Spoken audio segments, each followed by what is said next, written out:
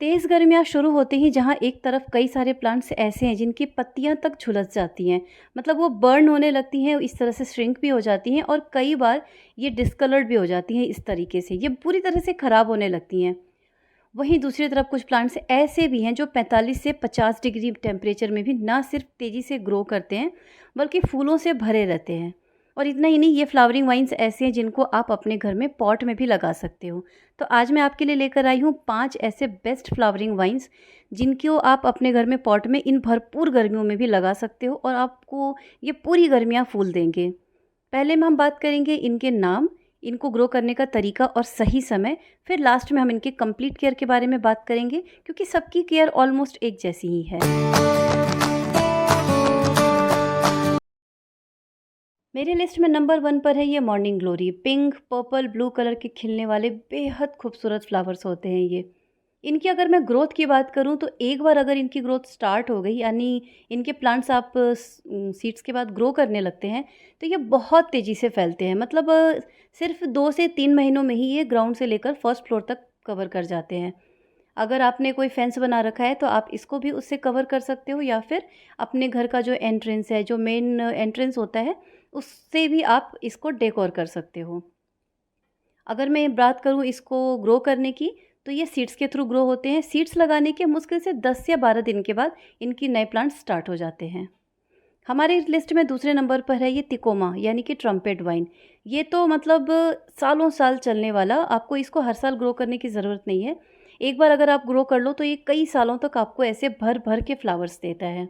अगर मैं बात करूँ इसकी ग्रोथ की, तो ये भी उतनी ही तेज़ी से ग्रो करता है। मतलब देखते ही देखते कुछ ही महीनों में कई कई फीट तक ये चढ़ जाता है। मतलब इसको आप कहीं भी टेरेस तक भी पहुंचा सकते हो। अगर बात करें इसको ग्रो करने की, तो इसको ग्रो करने का समय पूरे साल आप इसको ग्रो कर सकते हो, बस आपका प्लांट हेल्दी होना चाहिए। ग्रो करने के लिए आप इसको ये देखो, ये एरियल रूट्स हैं इसके। ये जब तक प्लांट ग्रो करता है इसके एरियल रूट्स निकलते ही रहते हैं। इस यहाँ से कट करके आप एक नया प्लांट बहुत ही आसानी से तैयार कर सकते हो। आपको बस ये करना है कि प्लांट की एरियल रूट को लेनी है, उसके बाद वहाँ से इसको कट करना है और इसको सॉइल में डाल देना है।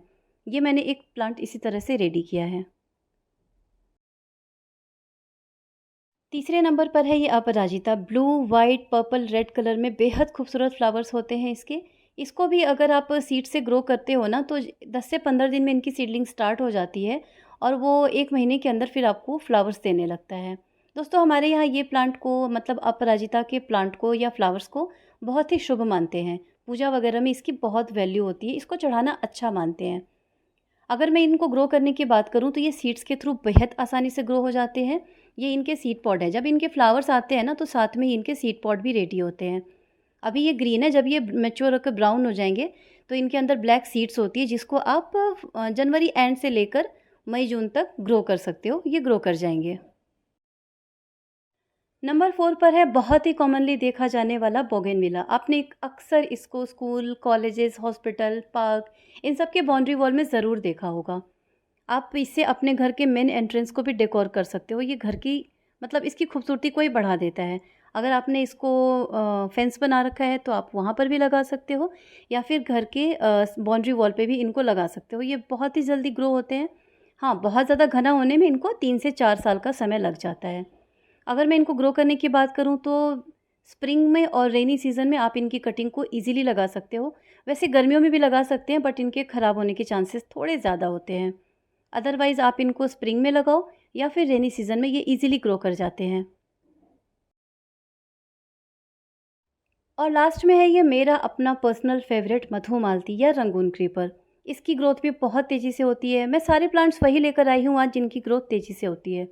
ये देखते ही देखते टेरेस तक पहुँच जाती है। आप इनको फेंस पर लगाओ या फिर अपने घर के या पार्क के एंट्रेंस पे लगा सकते हो, या फिर यूं ही छोड़ दो इनको ग्रो करने के लिए जितनी आपके घर की हाइट है। ये, इनमें ना सिर्फ बेहद खूबसूरत दिखने वाले फ्लावर्स होते हैं, बल्कि इनमें ना बहुत अच्छी खुशबू भी होती है। अगर इनको ग्रो करने की बात करूं तो आप इसको मॉनसून में, रेनी सीज़न में इनकी कटिंग को ईजिली ग्रो कर सकते हो। 10 से 12 दिन में इनकी ग्रोथ स्टार्ट हो जाती है।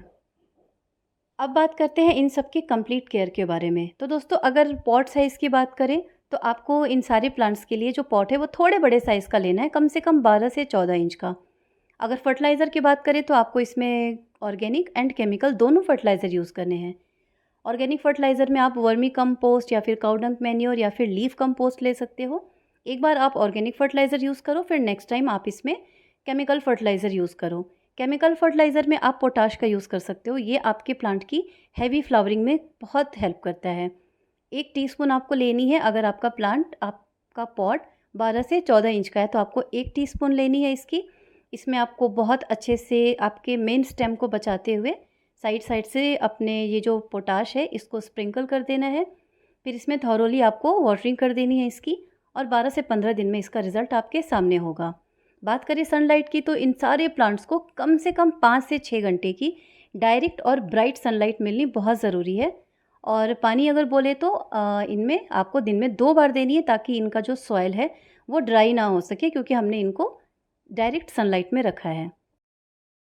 तो ये थे समर में चलने वाले सबसे बेस्ट टॉप 5 के फ्लावरिंग वाइन्स, उनकी कंप्लीट केयर, टाइमिंग एंड सब कुछ। अगर अभी भी आपको इन सारे प्लांट्स में या किसी भी प्लांट्स के बारे में कुछ भी पूछना है तो आप मुझे कमेंट बॉक्स में लिखकर पूछ सकते हो।